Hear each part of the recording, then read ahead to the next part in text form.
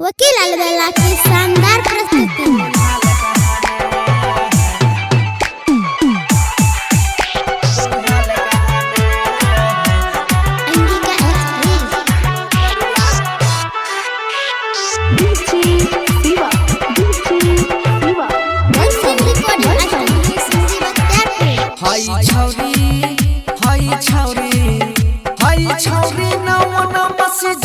सर्विसिया दुल्हाल कहाना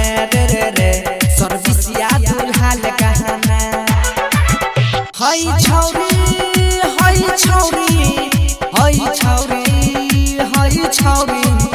हाय छौरी नायब सिटी जाना न करिया दुल्हाल कहाना सर्विसिया दुल्हाल कहाना हाय छौरी नायब सिटी जाना रे भैया